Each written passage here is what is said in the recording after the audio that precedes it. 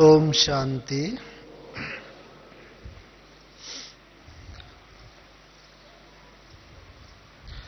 विजय शब्द कितना मीठा है।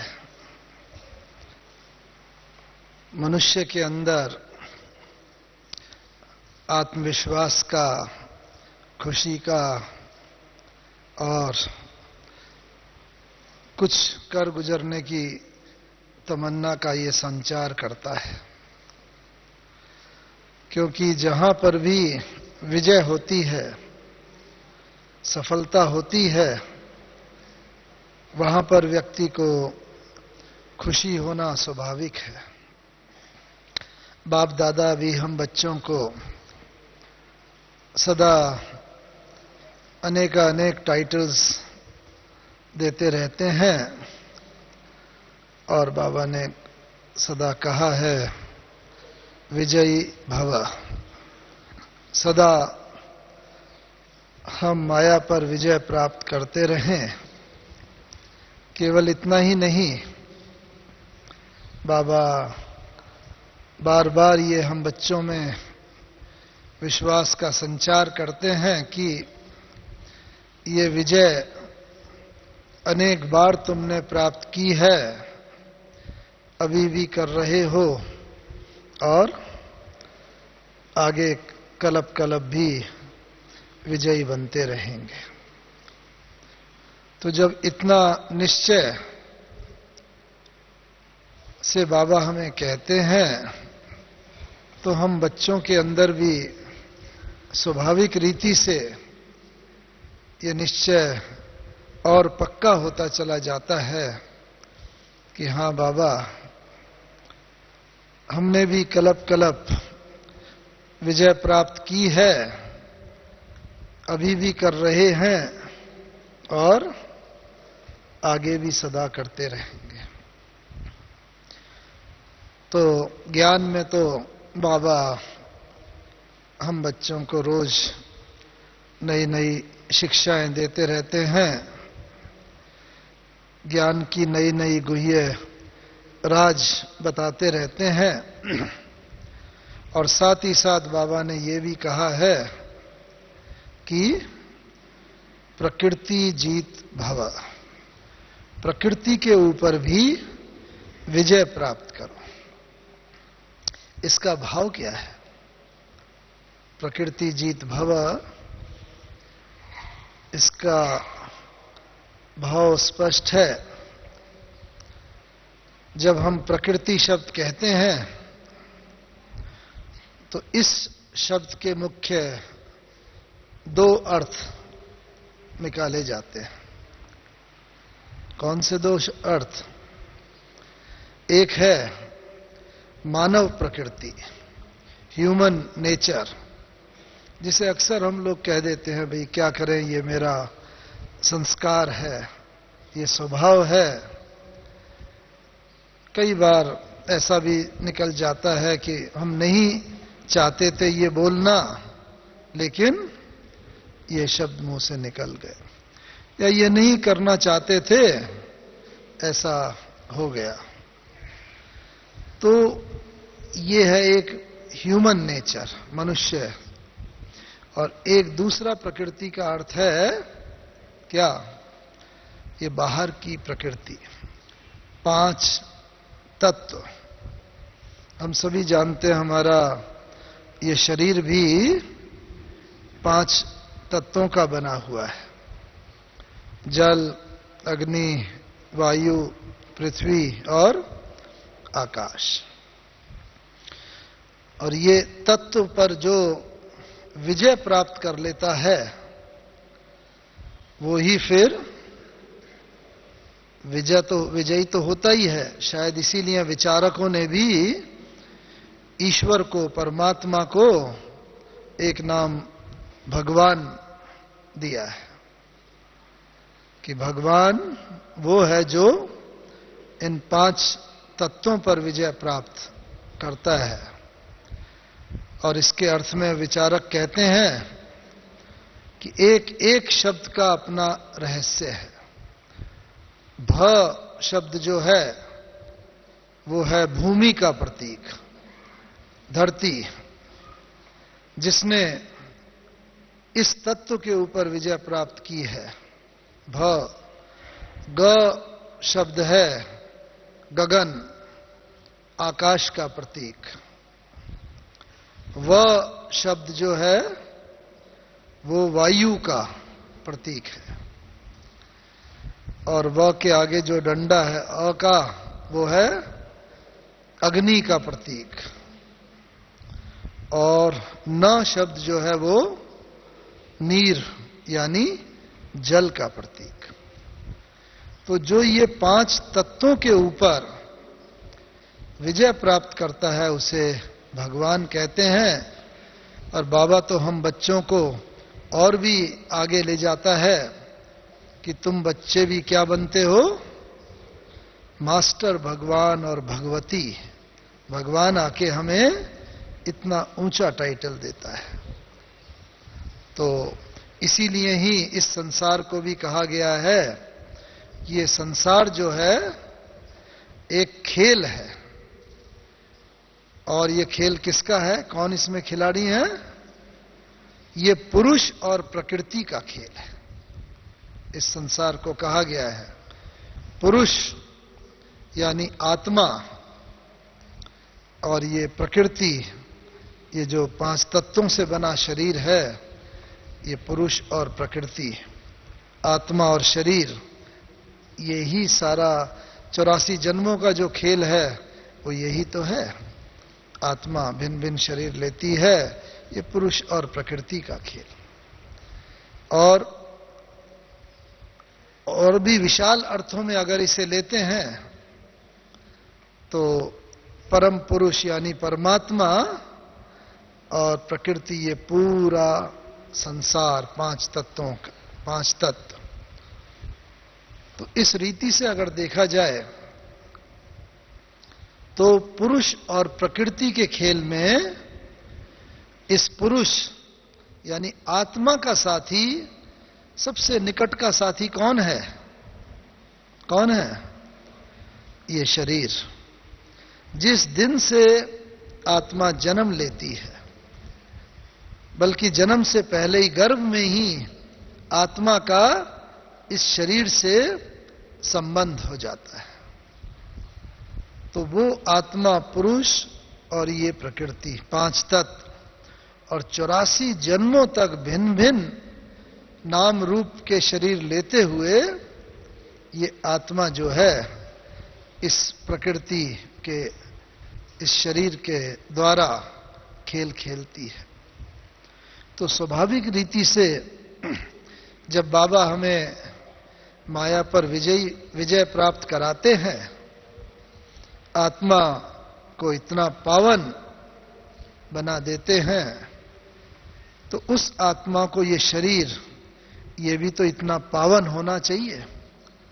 जो बाबा कहता है ये तुम बच्चों का ही होता है। इसीलिए बाबा कई बार कहते हैं कि तुम बच्चे बहुत महान हो, क्योंकि सतयुग में आत्मा और ये शरीर दोनों ही पावन होते हैं।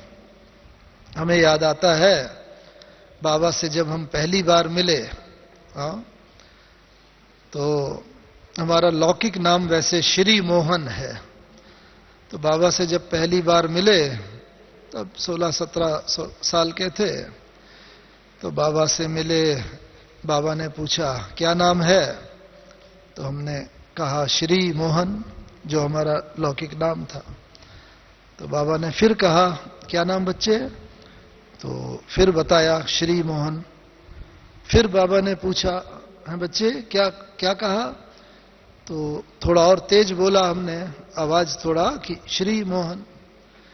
तो बाबा ने कहा अच्छा, बाबा के तो एक एक चीज में बड़ा गुह्य रहस्य होता है ना। तो और बाबा कितना जॉली मूड, और बच्चों के साथ बच्चे जैसा, युवानों के साथ युवान, बुजुर्गों के साथ बुजुर्ग जैसा। तो सब दादियां वगैरह, आओ आओ दादी, आओ आओ बच्ची, देखो आज बाबा को एक बच्चा मिला जो श्री है। तो हम तो समझे नहीं, क्योंकि ज्ञान में तब 5-6 महीने ही हुए थे। तो फिर बाबा ने उसका रहस्य बताया कि देखो बच्चे, अभी इस संसार में ना, ये ब्रह्मा बाबा भी अपने नाम के आगे श्री नहीं लगा सकता, कोई भी नहीं लगा सकता श्री। क्यों नहीं लगा सकता? क्योंकि श्री अर्थात श्रेष्ठ। और इस कलयुगी दुनिया में न तो आत्मा पावन है न शरीर। शरीर का जन्म भी विकारों से होता है और आत्मा तो विकारी है ही। तो इसीलिए अभी कोई भी श्री नहीं लगा सकता। और बाबा ने हंसी में सबको बोला, देखो देखो आज एक बच्चा बाबा को मिला जो श्री है। फिर बाबा ने उसका रहस्य, अब श्री जैसा बनना है, अभी यहां श्री नाम नहीं लगाना। तो उस दिन से वो श्री नाम निकल गया और फिर खाली मोहन ही रह गया। ये बाबा का दिया हुआ नाम मोहन। तो इस रीति से बाबा के एक एक चीज में कितना गुह्य रहस्य होता था। हर शब्द का, हर चीज का अर्थ सहित रहस्य वो बाबा बताते थे। तो ये श्री जैसा बाबा अब हम बनाता है, इसीलिए शिव बाबा को श्री श्री कहते हैं। और जो देवी देवताएं हैं वो श्री लक्ष्मी, श्री नारायण, उनको कहते हैं। और इस समय हम सब श्री बन रहे हैं। तो अब इस खेल के अंदर हम प्रकृति को कैसे पावन करें, जो कि आज का विषय है। क्योंकि हम सब रोज ज्ञान की मुरली सुनते हैं, बाबा मुरली सुनाते हैं, तो ज्ञान धारण करते हैं, योग लगाते हैं, आत्मा उससे पावन बनती है, धारणा करते हैं, सेवा करते हैं। तो ये सब तो करते हैं, इनसे आत्माओं की सेवा होती है, हमारी अपनी सेवा होती है। लेकिन प्रकृति के 5 तत्वों की हम कैसे सेवा करें, कैसे उन्हें भी वाइब्रेशन दें, उन्हें भी पावन बनाएं, क्योंकि ये बहुत आवश्यक है। गायन है अंत मते सो गति का। हमारा सारा पुरुषार्थ ही उस अंतिम एक क्षण के लिए हो रहा है जब हमारे आत्मा इस शरीर से निकलेगी। और उस समय जो आत्मा की स्थिति होगी उसी अनुसार ही आत्मा का जन्म होता है। इस कारण से अगर हमारी अंत समय ऐसी स्थिति रही जो बाबा चाहता है और कोई भी याद ना आए, बस बाबा की ही याद रहे, और उस अवस्था में इच्छा मृत्यु का वरदान जैसे होता है उस अनुसार हमारा अगर शरीर छूटे तो हमारा अगला जन्म भी विजयी रूप में होगा। सारे हिसाब किताब चुकतू करके यहां जाएंगे और उस प्रकार से हम विजय प्राप्त कर लेंगे। तो इसलिए एक तो अंत मते सो गति, और अंत में हमें मालूम है कि जहां एक तरफ हमारे अनेक प्रकार के पेपर बाबा ने बताए हैं।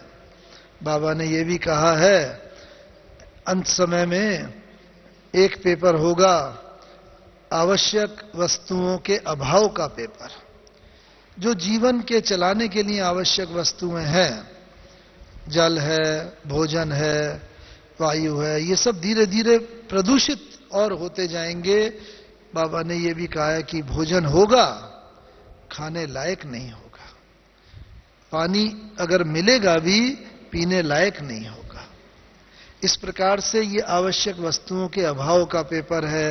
बाबा ने यह भी कहा है कि इस पुराने संस्कारों का पेपर, अशुद्ध आत्माओं का पेपर, जो अकाले मृत्यु, समूह मृत्यु से ऐसे कुछ आत्माएं जो अपना हिसाब किताब चुकतू करेंगे किसी न किसी माध्यम के द्वारा, शरीर के माध्यम के द्वारा, आदि आदि, ये सब तो बाबा ने बताया ही है। और साथ ही एक ये जो प्रकृति के 5 तत्वों का पेपर है, ये भी बहुत बहुत भयानक पेपर है। क्योंकि ये 5 तत्व भी अपनी अंतिम चरम सीमा में होंगे और ये फिर जब अपना पेपर दिखाएंगे, जस्ट सोचिए कि एकदम भूचाल आया, अभी तो एक जगह आता है तो दूसरी जगह वाले सब मदद कर देते हैं और वो परिस्थिति कुछ दिनों, कुछ महीने के बाद नॉर्मल हो जाती है। लेकिन बाबा ने कहा है ऐसा समय आएगा जब अंत समय एट ए टाइम सभी तरफ ऐसा वातावरण होगा जब पांचों तत्व अति हलचल में होंगे। उस समय विजयी बनने का साधन है कौन सा? अति हलचल में भी अति अचल। जो अति हलचल में अति अचल होंगे वो ही विजयी बनकर बाबा के साथ साथ जाएंगे। कैसे ये अति हलचल में हम अति अचल रहे? एट ए टाइम धरती का होगा, जल का होगा, बाढ़ होगी, अति एट ए टाइम सुनामी होगा, साइक्लोन तूफान होंगे, वायु का वो होगा, अति गर्मी, सूर्य भी अपनी चरम सीमा पर होगा, गर्मी भी। तो जब अति सब कुछ होगी, ऐसे समय पर जब आत्माएं अपना ये पुराना शरीर छोड़ छोड़ के सब जा रहे होंगे, ऐसे समय पर हम किस प्रकार से अपने विजयी भव होकर के रहे और प्रकृति हमारी मृत्यु का कारण न बने। क्योंकि प्रकृति अगर मृत्यु का कारण हमारा बन गई तो क्या होगा? अंत समय वही दुख, अशांति, वही रोना चिल्लाना चारों तरफ, वो वातावरण होगा। और ऐसे वातावरण में अति अचल रहना काफी कठिन प्रतीत होगा। तो इसलिए किस प्रकार से इन प्रकृति के तत्वों पर विजय प्राप्त करके हम चले, जैसा कि ब्रह्मा बाबा ने किया। कैसे प्रकृति के तत्वों पर करेंगे? जब ये चारों तरफ अति हलचल होगी। तो इसलिए इसमें यह है कि ये प्रकृति के तत्वों को हम अपना मित्र बना लें, दोस्त बना लें। क्योंकि मित्र जो है कभी भी मित्र के प्राण नहीं लेता। मित्र जो है मित्र की समय पर मदद करता है, रक्षा करता है। तो अगर हमने इन तत्वों को अपना मित्र बना लिया होगा तो ये समय पर हमारी मदद करेंगे, न कि हमारे विपरीत होंगे। तो अभी एक तो आवश्यकता यह है कि इन प्रकृति के तत्वों को हम अपने शुभ भावना, शुभ कामना, वाइब्रेशंस, उनके द्वारा एक तो वाइब्रेशंस पहुंचाए। हमें ऐसे मौके पर दो घटनाओं की याद आ रही है। हमारा ये पर्यावरण जागृति अभियान ये निकल रहा था, 1995 की बात है। और तभी बाबा की ये मुरली चली थी कि ये प्रकृति के तत्व जो है ना, ये भी आपके सेवक हैं। इसीलिए तत्वों को बताते हैं कि ये तत्व जो है देवताओं के रूप में है। जल देवता, अग्नि देवता, वायु देवता, धरती माता, ये सब जो है देवताओं के रूप में गायन है। क्योंकि इस समय ये अति तमो प्रधान हो गए हैं, लेकिन यही तत्व सतयुग में बहुत सतो प्रधान थे। अभी आप आत्माओं को, हम ब्राह्मण बच्चों को इन तत्वों को अपने शक्तिशाली वाइब्रेशंस के द्वारा ऐसे वाइब्रेशंस देने हैं जो इन तत्वों तक पहुंचे। और बाबा ने उस मुरली में बोला था, ये 95 की बात है, उससे पहले की भी मुरलिया तत्वों के ऊपर बाबा की अव्यक्त मुरली चली थी, जिसमें बाबा ने कहा था जब आप ऐसे वाइब्रेशन पहुंचोगे तो ये तत्व आपके मित्र बनकर आएंगे और आपके चरण स्पर्श करेंगे। यहां तक भी बाबा ने बोला था ये आपके सेवक हैं, लेकिन अभी ये मालिक बन गए हैं। अभी क्योंकि आप आत्माएं कमजोर हो गई हो, इसलिए ये मालिक बन गए। आप अगर शक्तिशाली रूप में प्रकंपन देंगे, ये आपके चरण स्पर्श करने आएंगे। तो ऐसी पावरफुल मुरली सुन के हम बच्चों का, हमारा पर्यावरण यानी जो बाहर का पर्यावरण होता है उसका अभियान निकल रहे थे। तो उस समय हम केरल के पास थे, कनानूर के पास। तो वहां पर जब ये मुरली सुनी तो ये निश्चय किया कि चलो कल सुबह हम लोग, वो समुद्र का किनारा है वहां, कल सुबह जैसा बाबा ने कहा है और ऐसा हमारा अनुभव है, जिस समय बाबा जो मुरली में महावाक्य कहता है, अगर उस समय उसका अभ्यास करा जाता है ना, तो उसमें सफलता 100% होती है। क्योंकि बाबा की वो श्रीमत है भगवान के महावाक्य। अगले दिन सुबह बस 3:30 बजे पर्यावरण अभियान के कुछ भाई बहने और उस सेवा केंद्र के कुछ भाई बहने, हम सब लोग लगभग 20 से 25 लोग थे, समुद्र के किनारे जाकर इतनी सुबह वहां एकांत में बैठ गए। और पानी बहुत दूर था, समुद्र से काफी दूर, रेत के ऊपर, और टेप भी ले गए थे बाबा की। और बस सबका एक ही संकल्प था, हे जल तत्व, हम आपको ये शुद्ध वाइब्रेशन दे रहे हैं और आप प्रकृति, आत्मा और प्रकृति का ये खेल है, हम दोनों साथी बन करके इस सृष्टि को आओ नया बनाते हैं, सुखमय बनाते हैं। और इसके लिए हम यहां पर वाइब्रेशन आपको शुद्ध भावना, शुभकामना के दे रहे हैं। अगर आप तक हमारे वाइब्रेशन पहुंच रहे हैं तो आओ आओ आगे बढ़ के हमारे हाथ मिलाओ। शुभ वाइब्रेशन, पावरफुल, शक्तिशाली, सुबह 3:45 से लेकर हम लोगों ने शुरू किए। 4 बजे, 4:15, 4:30, 4:45, और ऐसा वातावरण था, सब बिल्कुल शांत। उस समय तो कोई था नहीं, समुद्र भी बहुत दूर था, कोई लहरें नहीं, बिल्कुल शांत स्वरूप। और बस ये हमारा सबका एक था कि हम आपको ये वाइब्रेशन दे रहे हैं और आओ हम मिलके, अगर आप तक हमारे ये वाइब्रेशन पहुंच रहे हैं तो आप इसे स्वीकार करो। तो बाबा कहता है योग के प्रयोग करने चाहिए। तो योग का ये प्रयोग चल रहा था। बस 4:45 हुआ, 5 बजने में बस 5 मिनट ही बाकी थे। पता नहीं कहां से एक बड़ी लहर सी आई और वो पानी को समुद्र से, वहां से पानी चल करके एकदम आया और जहां हम लोग बैठे थे वहां पर आए वो पानी की लहर, आके हम सब जो बाबा के बच्चे बैठे थे उनका चरण स्पर्श करके जैसे वो पानी की लहर समुद्र में चली गई। तो बाबा भी अपने बच्चों का दिल रखने के लिए और साथ साथ कि हां अगर बच्चे सच्चे दिल से कोई योग का प्रयोग करते हैं उसके अंदर उसमें सफलता होती है। क्योंकि कई बार होता है हम वाइब्रेशन देते हैं, आत्माओं तक भी कई बार वाइब्रेशन नहीं पहुंचते या ऐसा महसूस होता है उनके संस्कार नहीं बदल रहे हैं किसी के। लेकिन बाबा कहता है कभी भी कोई भी प्रयोग व्यर्थ नहीं जाता। और ये हम लोगों ने सुना था हमारा एक बहन जी से जो अफ्रीका में, ये प्रयोग भी हमने यहां किया, उससे पहले अफ्रीका में हमारी कुछ बहनें, उन लोगों ने कि भाई बस समुद्र के किनारे जाके एकांत में वहां पर वो लोग समुद्र को वाइब्रेशन देते थे। तो वहां पर कुछ आदिवासी आए, उन्होंने देखा ऐसा बहनें तपस्या कर रही हैं तो इनको जाके हम अपनी समस्या कहें। उनके पास आए और उन्हें बोला कि बहन जी आप लोग तो दिव्य पुरुष, दिव्य बहनें लगते हैं, आप हमारी एक मदद करो। क्या मदद भाई?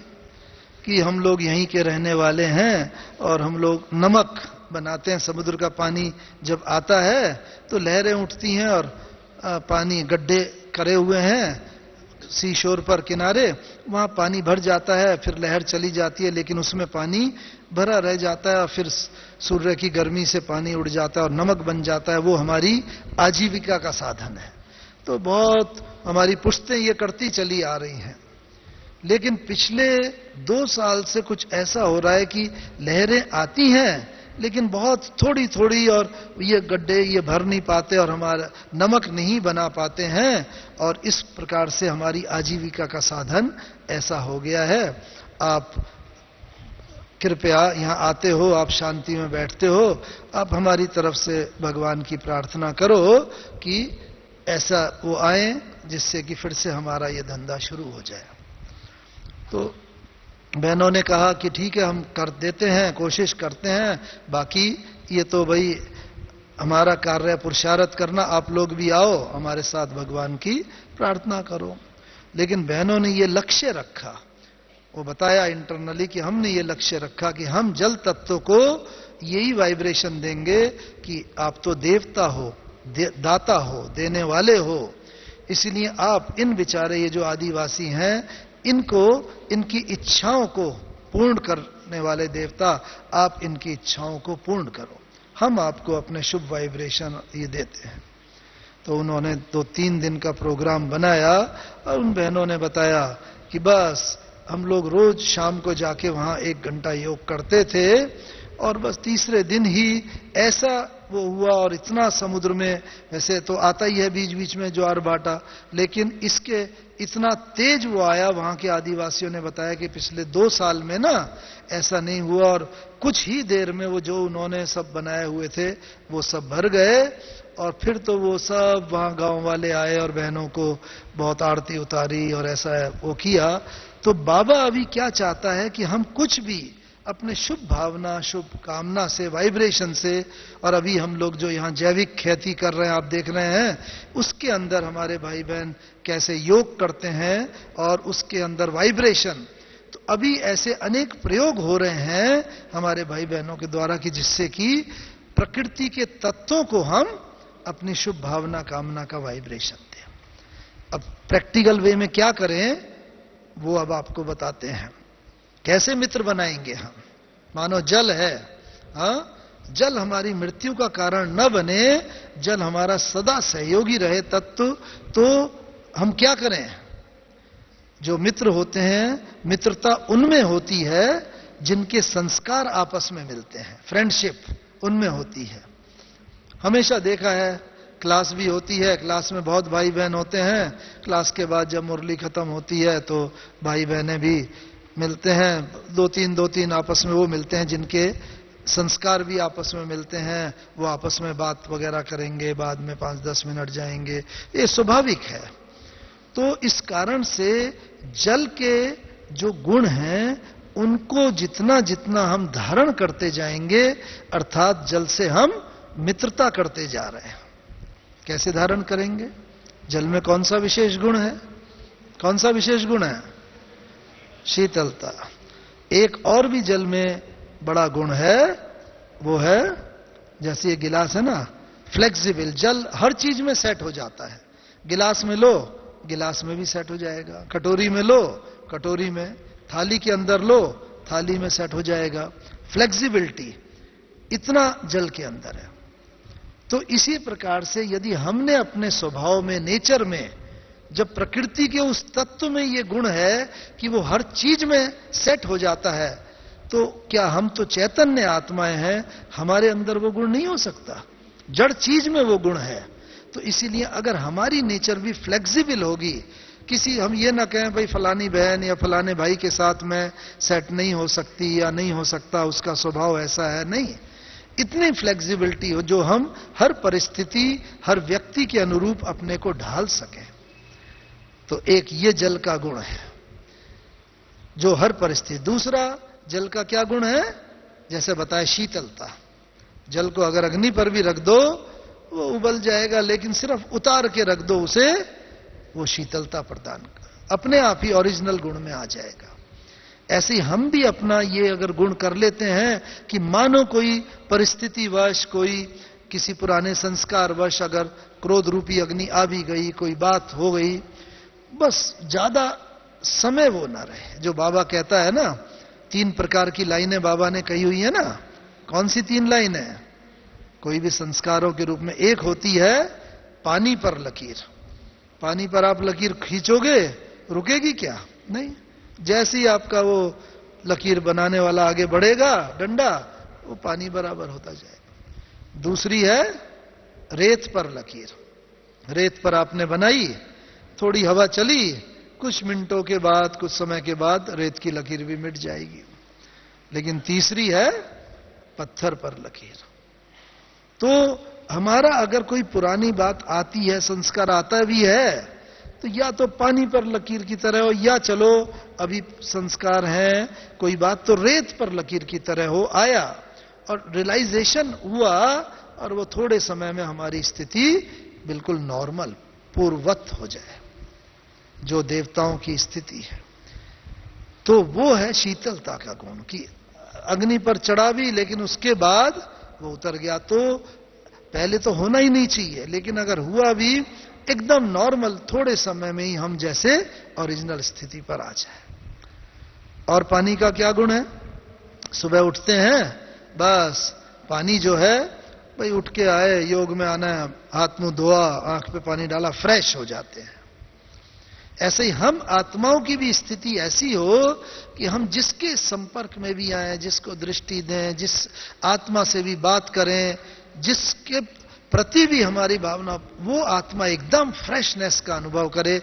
जैसे हम लोग अव्यक्त बाप दादा के सम्मुख, बाबा का, दादियों का, बस जाते हैं, स्वाभाविक रीति से हमारे मुख पर मुस्कुराहट आ जाती है, खुशी आ जाती है, फ्रेश हो जाते हैं। ओह, उन महान आत्माओं का संग जो है हमें भी थोड़े समय के लिए जैसे बहुत महान बना देता है। ऐसे ही हम आत्माओं का ऐसा हो, किसी भी आत्मा, कोई आत्मा आए, उनको फ्रेश करते हैं बिल्कुल। और पानी का क्या गुण होता है? पानी सदा आगे बढ़ता रहता है। अगर पानी के मार्ग में मानो कोई बड़ा पत्थर है, रुकावट भी है, तो भी पानी यूं घूम घाम के अपना रास्ता बना लेगा, आगे बढ़ता रहेगा। इसी प्रकार से इस ज्ञान मार्ग में भी ना हम सदा आगे बढ़ते रहें, कहीं रुक ना जाए। परिस्थितियां आएंगी, स्वभाव संस्कार आएंगे, ये नहीं कि नहीं आएंगे, लेकिन हम आगे बढ़ते रहें अपना रास्ता बना के। इसका मतलब हमने पानी के साथ मित्रता कर ली। पानी जब भी रुक जाता है ना, तो क्या होता है? रुकने के बाद क्या होता है? उसमें बदबू आने लगेगी, मक्खी मच्छर पैदा हो जाएंगे, कीड़े मकोड़े।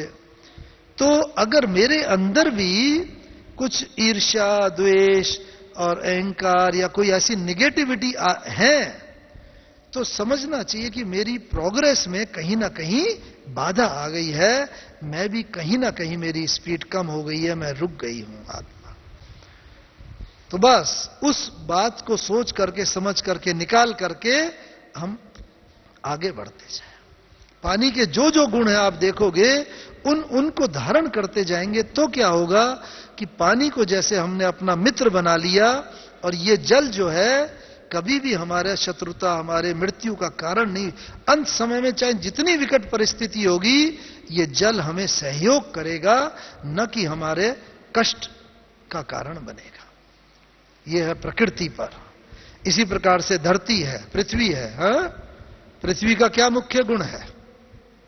हाँ? बोलो। सहनशीलता।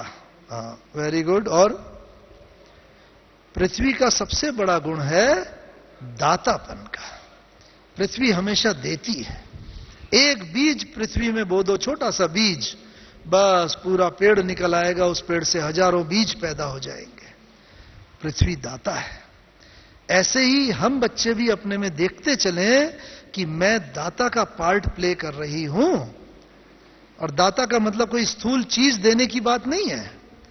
दाता का मतलब है हर एक को हम, जो बाबा ने भी मुरली में बोला, हां, गुणों का दान, शक्तियों का दान, मुख से ज्ञान का दान, जो बाबा ने बताया ना, उसमें तो कोई खर्चा होता नहीं। हर आत्मा को स्नेह का दान, प्रेम का दान, रिस्पेक्ट का, रिगार्ड का, वो ये करते चलेंगे तो क्या होगा? जैसे मैं धरती का गुण अपने अंदर धारण करती चली जा रही हूं आत्मा, और धरती अचल, उतनी उतनी मेरे अंदर अचलता आती जाएगी। और उसके कारण धरती में चाहे जब जितनी भी हलचल हो, भूकंप आए, चाहे कुछ भी होगा अंत समय, लेकिन धरती मेरे लिए कष्ट का साधन नहीं बन सकती, क्योंकि हमने धरती के गुण को अपने अंदर धारण कर लिया पूरा। उसको हमने अपना मित्र बना लिया, सहयोगी बना लिया। धरती के अंदर सहनशीलता होती है। हां, तो ऐसे ही हमारे अंदर भी ऐसी सहनशीलता हो। बस बहुत प्रकार की आत्माएं अंत समय आएंगी, लेकिन वो आत्माएं अनेक प्रकार के संस्कार वाली आएंगी, लेकिन हमारे अंदर अगर सहनशीलता इतनी होगी, और सहनशीलता का उसका प्रमाण क्या है, लक्षण क्या है, कि कभी भी कोई आत्मा कुछ भी बोलेगी, हमारे अंदर शुरू में तो पहले वाचा, कर्मणा पर कंट्रोल, वाचा, और अंत में हमारी दृष्टि वृत्ति ही ऐसी हो जाएगी कि उस आत्मा के प्रति हमारे मन में रिंचक मात्र भी ना बदले की भावना, क्लेश की भावना भी उसके लिए नहीं होगी। पृथ्वी में देखो, जितना गहरा खोदते जाओ, हां, गहराई में उतरते जाते हैं, और उतना उसके बाद जो भी बीज डालो वो ऊपर बढ़ता है। यानी पृथ्वी का सीना हम चीरते हैं, उसको जितना हम उसका सीना चीर के गहराई में जाएंगे उतना उतना पृथ्वी देती चली जाती है। आज पृथ्वी से ही तो सब मिलता है, हीरे जवाहरात, सोना, चांदी और तेल, पानी, जीवन की सभी वस्तुएं पृथ्वी देती है। तो ऐसे ही हम अपना एक नियम बना लें कि मैं दाता का बच्चा हूं, मुझे देते चलना है, और बस देते चलेंगे। इसका मतलब पृथ्वी की तरह हमने अपने अंदर ये गुण धारण कर लिया दातापन का, और ये पृथ्वी कभी भी हमारे दुख का, मृत्यु का कारण नहीं बन सकती। ऐसी हर तत्व का है। अग्नि किस रूप में प्रकृति के अंदर है? अग्नि हाँ, सूर्य के रूप में। सूर्य गर्मी देता है ना, सूर्य के रूप में गर्मी है पृथ्वी। बस तो इसी प्रकार से सूर्य का विशेष गुण क्या है? अग्नि का क्या गुण होता है विशेष?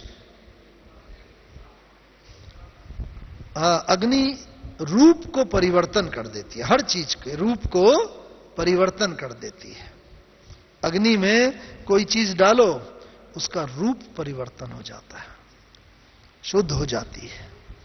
बस ऐसे ही बाबा भी कहता है, आप बच्चे भी ऐसी ज्वालामुखी योग भट्टी आपने जलाई हुई हो, योग अग्नि जलाई हुई हो, जो किसी भी आत्मा का आप रूप परिवर्तित कर दो।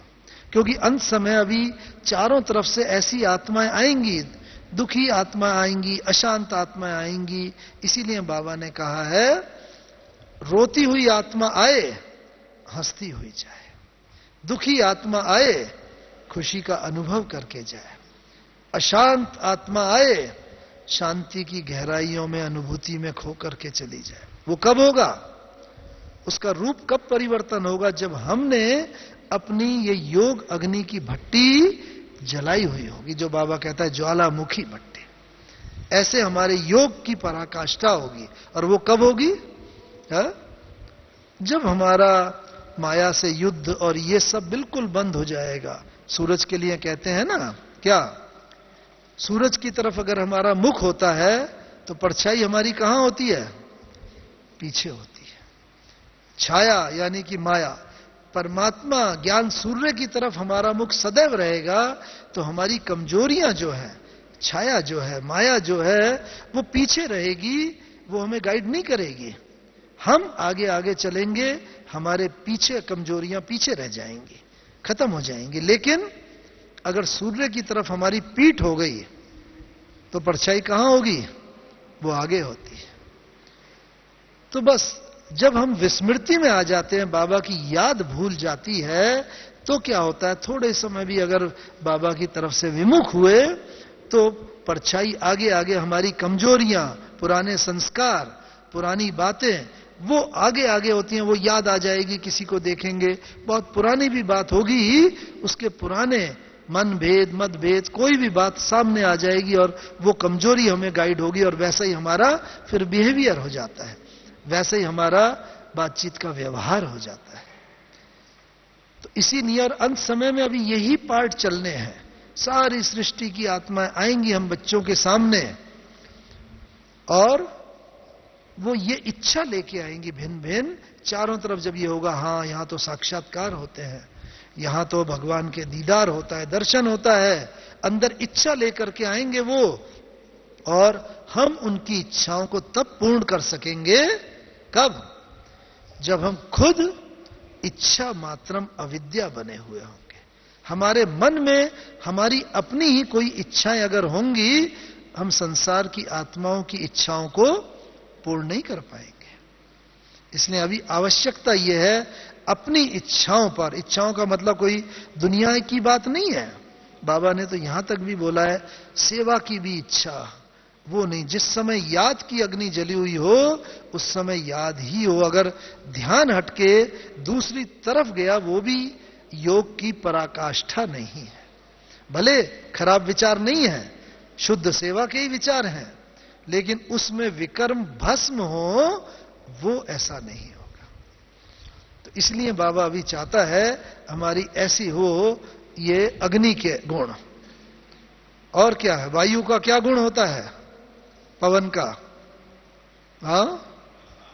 हल्कापन। और वायु जो है ना, हर चीज को उड़ा के ले जाती है। जब तूफान होता है, बहुत तेज हवा चलती है, हर चीज को ऊंचा उठा देती है, उड़ा करके ले जाती है।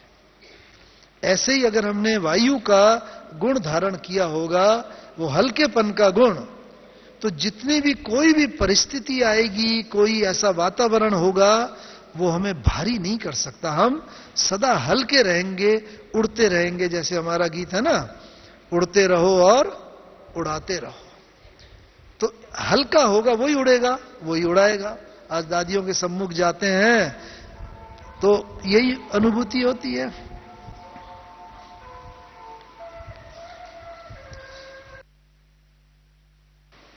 तो किस तत्व की बात चल रही थी? वायु की। देखो, यही प्राण वायु है। तो कितनी आवश्यक है वायु अपने जीवन के लिए, हम सभी जानते हैं। अगर 2-4 मिनट ही वायु न मिले, कुछ 1 आध मिनट भी, तो क्या हाल हो सकता है मनुष्य का। तो ये जो वायु है, ये इसका हल्कापन का गुण जितना हमने धारण किया हुआ होगा ना, इसीलिए बाबा कहता है कि योग द्वारा आयु बढ़ती है। कैसे आयु बढ़ती है? जब भी देखो कोई विकार का प्रकोप होता है शरीर पर, कोई विकार के प्रभाव में हम आते हैं, तो व्यक्ति की श्वास प्रक्रिया तेज हो जाती है। क्रोध होगा, तेज बोलने लगेगा, तेज बात करने लगेगा। तो उस कारण से जब क्रोध या कोई विकार के कारण, तो जितने श्वास मनुष्य लिखा के आता है ना, कहते हैं आदमी, हर एक व्यक्ति अपना अपने श्वास लिखा करके आता है, इतने श्वास उसे धरती पर लेने हैं। और अगर हम ज्यादा श्वास बहुत तेज लेंगे विकारों के वशीभूत होके, तो जल्दी हमारा कोटा खत्म हो जाएगा, व्यक्ति चला जाएगा। इसीलिए ये हमारे शास्त्रों में भी वर्णन है, बाबा भी कहते हैं ये मुख्य बात, योग से आयु बढ़ती है। क्योंकि योग से जितना शांत रहेंगे, शीतल रहेंगे, उतना अपना श्वासों के ऊपर व्यक्ति का नियंत्रण होगा। ये वायु, श्वास क्या, ये वायु ही तो है। तो इस कारण से जितना जितना हमारा बिल्कुल ये प्रक्रिया शीतल रहेगी, उतना उतना मनुष्य की आयु बढ़ती जाती है।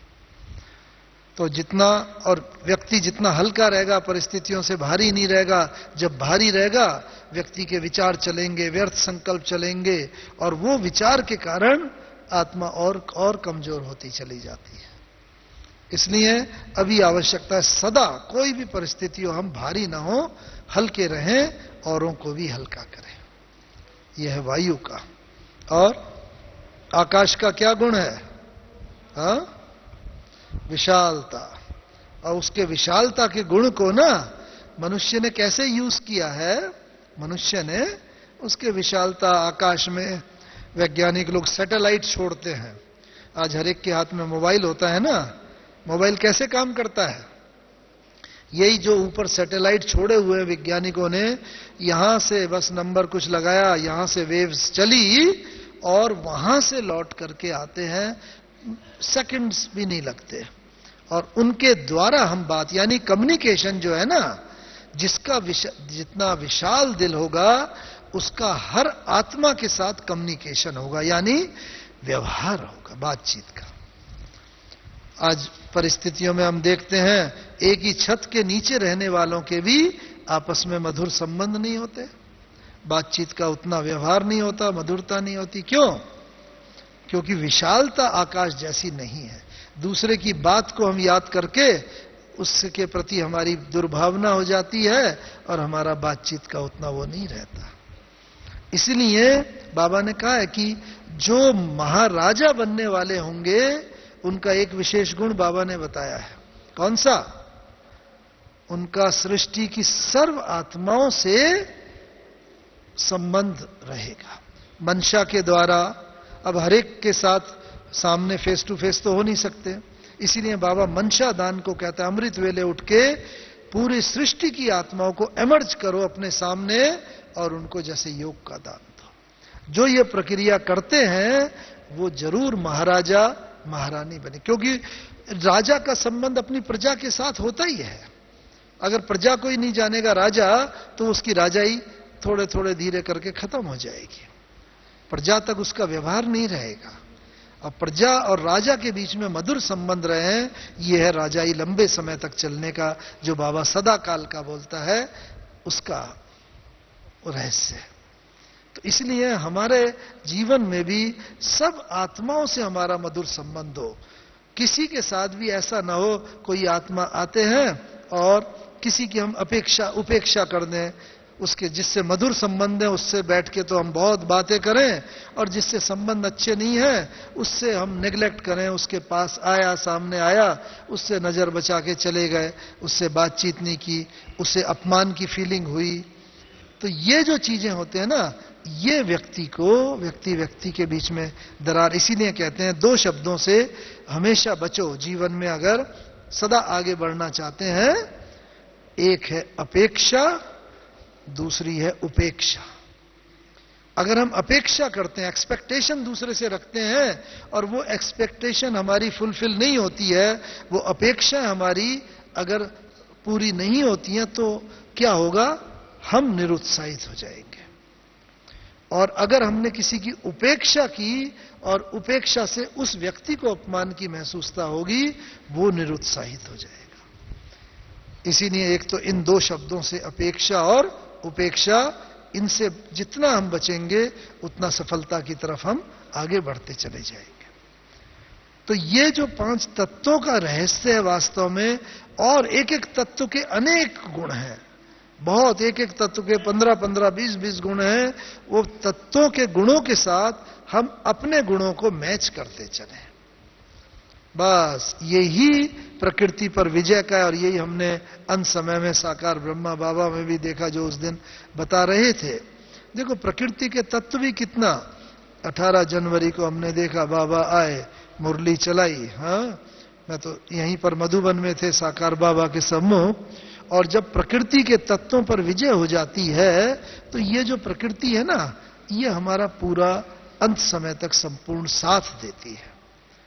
बस इतनी बाबा को खांसी भी थी, पहले तकलीफ थी, लेकिन बाबा की कर्मातीत अवस्था के समय बाबा ने जैसे बिल्कुल शरीर की सब व्याधियों पर संपूर्ण रीति से विजय प्राप्त कर ली थी, और कोई भी व्याधि बाबा के मार्ग में नहीं आई। बस आप 18 जनवरी की मुरली सुनो, वो मुरली ऐसी है कि पूरा का पूरा अधिकतर उसके महावाक्य शांति स्तंभ पर लिखे हुए हैं।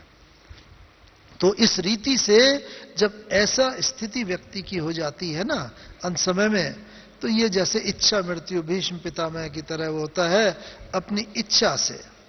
मैं उस दिन भी बता रहा था, 18 जनवरी को बाबा मुरली चला के उठे, हम भी सम्मुख बैठे हुए थे।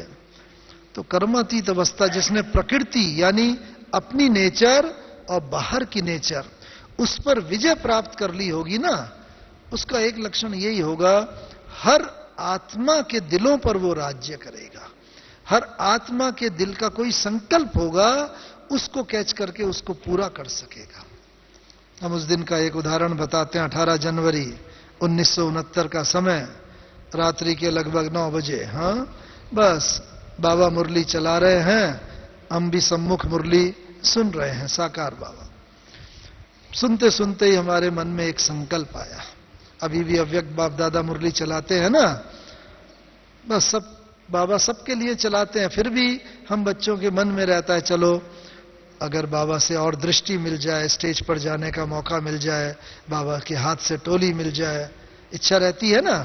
तो वो मन में संकल्प, ऐसे ही हम सम्मुख मुरली सुन रहे थे, और बाबा के साथ 2 दिन थे पूरा, लेकिन फिर भी ये हुआ, बाबा बस अच्छा कुछ पर्सनल हमारे लिए कुछ बोले, संकल्प ही उठा। सिंपली मुरली में बैठे हुए हैं, जैसे ही संकल्प उठा, बस तुरंत, जैसे, क्योंकि वो आत्मा तो कर्मातीत थी, कर्मों से अतीत, सब पर विजय प्राप्त की हुई आत्मा, बस बाबा तक जैसे ही संकल्प पहुंचा होगा, और तुरंत ही बाबा ने मुरली में नाम लेकर के कुछ महावाक्य उच्चारे, जो हमारे जीवन में सदा के लिए जैसे और गाइडलाइन बन गए।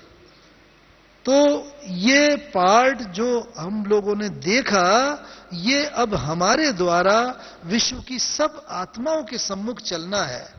वो हमारे सम्मुख आएंगी, हम उनकी इच्छाओं को पूर्ण कर सकेंगे, करेंगे, तभी तो ये संकल्प वो सबको देख करके बोलेंगे, हाँ यही भगवान का ज्ञान है, आप यही तो प्रभु हैं, जिधर देखता हूं उधर तू ही तू है। हर एक में वो भगवान का दर्शन करेंगे। वो तभी होगा जब उनको जो संकल्प होगा उनको प्राप्ति हम करा सकेंगे। जब व्यक्ति को प्राप्ति होती है, उसी के प्रति तो व्यक्ति के मन में रिगार्ड होता है, रिस्पेक्ट होती है। और वो तभी होगा ये रिस्पेक्ट रिगार्ड जब हमने प्रकृति के ऊपर अपनी आत्मा के पुराने स्वभाव, संस्कार, नेचर, उस पर विजय प्राप्त की होगी, जिस पर तो हम सबका पुरुषार्थ चल ही रहा है, इसने उसके ऊपर हमने अधिक नहीं बोला। लेकिन ये प्रकृति, शरीर, 5 तत्वों का बना पुतला, ये 5 तत्व, उनके ऊपर जब हम विजय प्राप्त कर लेंगे, पुराने जो है बातें उनके संपूर्ण रीति से उन पर विजय प्राप्त कर लेंगे, तो ही हम किसी भी मनुष्य आत्माओं के प्रकृति, उनके दिलों पर राज्य करके उनकी इच्छाओं को पूर्ण कर सकेंगे। ये वास्तव में अब बाबा का देखा, बस जैसे बताया ना, संकल्प उठा, बाबा ने पूर्ण किया। बच्चों के मन में बस बाबा गए हिस्ट्री हॉल में, हाँ बाहर तक गए, जैसे मैं बता रहा था, 2, 3, 4 बार बाबा रुके, और हर बार रुक के बाबा बच्चों को दृष्टि दी। बस आज मैं बच्चों को जैसे शक्ति भर दूं। फिर बाबा 2 कदम आगे बढ़े, फिर घूम करके फिर एक एक बच्चे को शक्ति भरने लगे। और बस ऐसा कह के बाबा जब हिस्ट्री हॉल के बाहर आए, और फिर बाबा ने कहा, अच्छा बाबा बच्चों से छुट्टी लेता है, विदाई लेता है। अंत में ये मालूम जैसे विदाई लेता है, छुट्टी लेता है, लेकिन उसके बाद भी बाबा जैसे बिल्कुल आराम से धीरे धीरे धीरे सब अपने कमरे तक गए, और बिल्कुल बाबा की गोदी में जैसे समा गए। लेकिन जैसा मैं उस दिन भी बता रहा था कि ये प्रकृति पर विजय का लक्षण है कि 18 जनवरी को बाबा ने जैसे शरीर छोड़ा, और 21 जनवरी को दोपहर के बाद शरीर का संस्कार किया गया।